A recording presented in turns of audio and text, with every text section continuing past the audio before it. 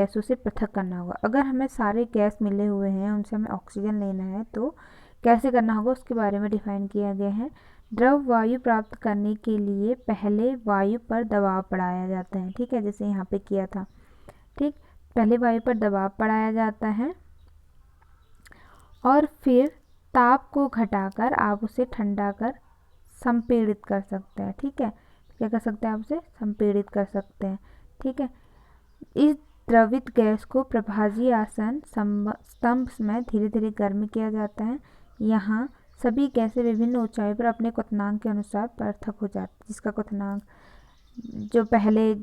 क्वथनांक सबसे कम होगा, कम पे जो बॉयल मतलब लिक्विड बन के गैसेस फॉर्म में आ जाएगा तो वैसे ही वो सबसे पहले अलग हो जाएगा, ऐसे ही बाकी के भी। ठीक है, तो निम्नलिखित के उत्तर देने हैं। वायु में उपस्थित गैस को उनके बढ़ते हुए क्वथनांक के अनुसार स्थगित करें। तो और दूसरा है, जब वायु को ठंडा किया जाता है तो कौन सा घटक पहले द्रव में परिवर्तित होता है। ठीक है, फिर है किसी शुद्ध नमूने में से शुद्ध कॉपर सल्फेट कैसे प्राप्त किया जा सकता है। तो सबसे पहले एक चिकनी मिट्टी का प्याली लेंगे, लगभग 5 ग्राम उसमें अशुद्ध कॉपर सल्फेट लेंगे, जल की न्यूनतम मात्रा में इसे घोल देंगे। ठीक है, अशुद्धियों को छान लेंगे और संक्षिप्त विलयन प्राप्त करने के लिए जल कॉपर सल्फेट के घोल से वाष्पीकृत कर देंगे। ठीक, जैसे इसमें जलघर में जल शुद्धि निकाय कैसे किया जाता है। ठीक है, सबसे पहले जल भंडार से जल लेंगे। ठीक है, जैसे अगर नदियों से जल लिया जाता है तो उसे क्या कहते हैं, उसे क्या करते हैं, तलहट टैंक में ठोस पदार्थ के नीचे बैठने के लिए छोड़ देंगे। निलंबित अशुद्धियों को तलहट के लिए अब उसमें भार यानी लोडिंग टैंक बोलते हैं, तो उसमें ट्रांसफ़र किया जाता है। फिर छानन टैंक होता है, फिर जल, बारीक बालू, कंकड़, मोटे कंकड़, ये स्तर दर स्तर बैठते रहता है। ठीक है, फिर क्या करते हैं, फिर बैक्टीरिया मारने के लिए क्लोरीनीकरण किया जाता है, क्लोरीन उसमें डाला जाता है और फिर उसको घरों तक पहुंचाया जाता है। नेक्स्ट देखते हैं, विलयन को छानक पत्र से ढक दें तथा कमरे में तापमान पर दिन भर ठंडा होने के लिए शांत छोड़ दें। आप कॉपर सल्फेट के क्रिस्टलों को चीनी मिट्टी की प्याली में प्राप्त कर सकते हैं। ठीक है, तो ये बोल रहे हैं कि जिस तरीके से करना है, इस प्रक्रम को क्रिस्टलीकरण कहा जाता है। इसे क्या कहा जाता है, क्रिस्टलीकरण। ठीक है, अब उत्तर दे, चीनी मिट्टी की प्याली में आप क्या अवलोकन करते हैं, इसका आंसर देना है। क्या क्रिस्टल एक समान दिखाई देते हैं। चीनी मिट्टी की प्याली में रखे द्रव से क्रिस्टल को किस तरीके से पृथक करेंगे। ठीक है, क्रिस्टलीकरण तो हमें पता चल गया, क्रिस्टलीकरण विधि द्वारा क्या किया जाता है, प्रयोग ठोस पदार्थों को शुद्ध करने में किया जाता है। उदाहरण के लिए जैसे समुद्री जल से जो नमक हम प्राप्त करते हैं उसमें क्या होते हैं, बहुत सारी अशुद्धियाँ होती हैं। ठीक है, इन अशुद्धियों को दूर करने के लिए क्रिस्टलीकरण विधि का उपयोग किया जाता है। ठीक है, इसी विधि का उपयोग किया जाता है। तो क्रिस्टलीकरण वह विधि है जिसके द्वारा क्रिस्टल के रूप में शुद्ध ठोस को विलयन से पृथक किया जाता है। ठीक है, तो ये इंपॉर्टेंट है, क्रिस्टलीकरण वह विधि है, कौन सी मेथड है जिसके द्वारा क्रिस्टल के रूप में शुद्ध ठोस को विलयन से पृथक किया जाता है। क्रिस्टलीकरण विधि साधारण वाष्पीकरण विधि से निम्न कारणों से उत्तम होती है। कौन कौन से कारण देख लेते हैं। कुछ ठोस विघटित हो जाते हैं या कुछ चीनी के समान गर्म करने पर झुलस जाते हैं। ठीक, छानन के पश्चात भी अशुद्ध विलेय पदार्थ को विनायक में घोलने पर विलयन में कुछ अशुद्धियाँ रह सकती हैं। ठीक, वाष्पीकरण होने पर यह अशुद्धियाँ क्या हो जाती है, ठोस को दूषित कर सकती हैं। अनुप्रयोग, अब इनका यूज कहाँ कहाँ पे होता है, जैसे समुद्री जल द्वारा नमक प्राप्त करने में इसका यूज होता है। ठीक है, प्राप्त नमक को शुद्ध करने में, अशुद्ध नमूने से फिटकरी को पृथक करने में भी इसका यूज होता है। ठीक है, इस प्रकार मिश्रण जो है यानी मिक्सचर जो है को प्रकृति के अनुसार ऊपर दी गई विधियों में से किसी का प्रयोग कर हम शुद्ध पदार्थ प्राप्त कर सकते हैं। ठीक है, इन चीज़ों का मतलब क्रिस्टलीकरण और इनका यूज करके हम क्या कर सकते हैं, शुद्ध पदार्थ प्राप्त कर सकते हैं। तकनीकियों में विकास के साथ कई और पृथक करने वाली विधियों का आविष्कार हो चुका है। ठीक है, शहरों में जलघर से पीने योग्य जल की आपूर्ति की जाती है। ठीक, जलघर का एक रेखा चित्र 2.13 में दर्शाया गया है। जलघर से अपने घर में प्राप्त होने वाले पेयजल के विभिन्न चरणों को अपनी कक्षा में चर्चा करें। ठीक है, तो ये दिखाया गया है यहाँ जल घर से कैसे लिया जाता है।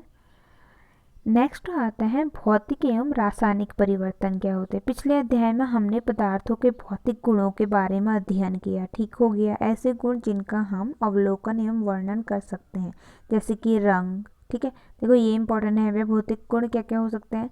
रंग, कठोरता, दृढ़ता, बहाव, उसमें क्या कितना बहाव है, घनत्व कैसा है उसका, द्रव्यनांक कैसा है, तथा क्वथनांक क्या है उसका, इत्यादि। मतलब ये सारी चीज़ें भौतिक गुण कहलाते हैं, ठीक है। अगला आता है अवस्थाओं का अंतर रूपांतरण एवं भौतिक परिवर्तन है, क्योंकि ये परिवर्तन पदार्थों के संगठन में बिना परिवर्तन किए होता है, ठीक है। कोई चेंज नहीं होता है पदार्थों के संगठन में, तो उसके बिना ही ये परिवर्तन होता है, ठीक है। और उसकी रासायनिक प्रकृति में भी कोई परिवर्तन नहीं होता। यदि बर्फ, जल तथा वाष्प अलग अलग दिखाई जाते हैं, ये भिन्न भिन्न भौतिक गुणों को दर्शाते हैं, लेकिन ये रासायनिक रूप में एक समान होते हैं, H2O होता है यानी, ठीक है। ये इन्होंने कहा है। जल तथा खाना पकाने वाले तेल द्रवों, दोनों द्रवों हैं, ठीक है। जल, पानी और खाने पकाने वाला जो तेल है, दोनों द्रव है, लिक्विड है, लेकिन इनके रासायनिक गुणधर्म जो है भिन्न भिन्न है। जल का अलग है और तेल का अलग है, ऑयल का। इनकी गंध और ज्वलनशीलता में अंतर है, दोनों के इन चीज़ों में अंतर है, ठीक है। हम जानते हैं कि तेल हवा में जलता है, जबकि जल आग बुझाता है। देखो दोनों चीज़ें अलग अलग है ना। तेल का यह रासायनिक गुण जल से इसे अलग करता है, और तेल का यही रासायनिक गुण जो है वो जल से तेल को अलग करता है, जबकि दोनों क्या है, दोनों लिक्विड है। जलना एक रासायनिक परिवर्तन है, ठीक। जलने की प्रक्रिया में एक पदार्थ दूसरे से क्रिया करके अपने रासायनिक संगठन में क्या करता है, परिवर्तन करता है, यानी इसको चेंज कर देते हैं। रासायनिक परिवर्तन पदार्थ के रासायनिक गुणधर्मों में परिवर्तन लाता है तथा हम नया पदार्थ पाते हैं, ठीक है। रासायनिक परिवर्तन को रासायनिक प्रतिक्रिया भी कहा जाता है। तो रासायनिक प्रतिक्रिया किसे कहा जाता है, रासायनिक पदार्थ, रासायनिक जो परिवर्तन होता है उसमें, उसी को रासायनिक प्रक्रिया कहा जाता है।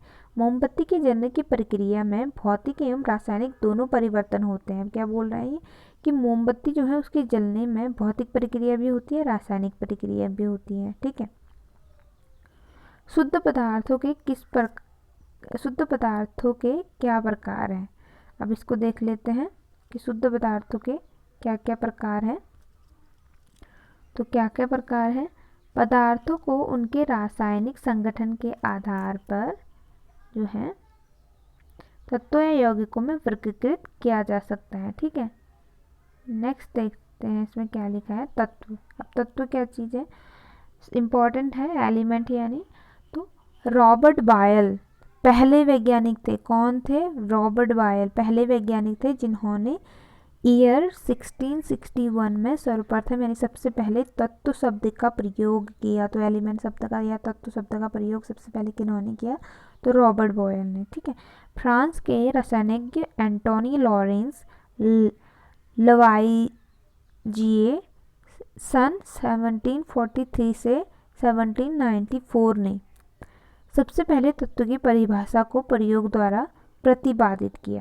इन्होंने रॉबर्ट बॉयल ने सबसे पहले यूज किया था, और एंटोनी लॉरेंस लवाइजिए ने क्या किया था, सबसे पहले परिभाषा को प्रतिपादित किया था, ठीक है।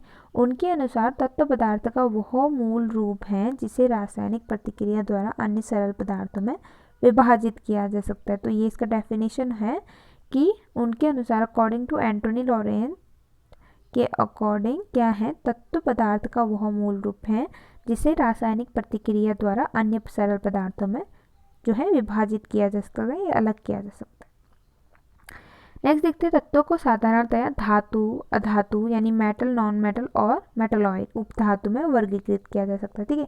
धातुएं प्रायः दिए हुए निम्न गुणधर्मों में से सभी को या कुछ को दर्शाया करती है। जैसे धातु क्या होती है, चमकीली होती है, ये चांदी जैसी, सफ़ेद या सोने जैसी की तरह पीले रंग की होती है। ये ताप तथा विद्युत की सुचालक भी होती है, ठीक है। ये तन्य होती है, यानी इसको हम खींचा जा सकता है इसको, ठीक है। ये आघातवर्ध्य होती है, इसको पीट कर महीन चादरों में ढाला जा सकता है, ठीक है। ये प्रतिध्वनित पूर्ण होती है, ठीक। जैसे सोना, चांदी, तांबा, लोहा, सोडियम, पोटेशियम इत्यादि सभी क्या है, धातु यानी कि मेटल है। पारा धातु होते हुए भी कमरे के तापमान पर द्रव रहता है। ये सारे तो ठोस थे ऊपर, लेकिन पारा एक ऐसा है जो धातु भी है लेकिन ये द्रव अवस्था में रहता है कमरे के तापमान पे, ठीक है।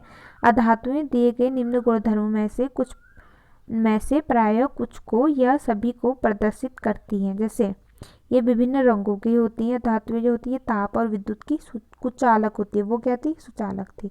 ये चमकीली, प्रतिध्वनिपूर्ण और आघातवर्ध नहीं होती हैं, ठीक है।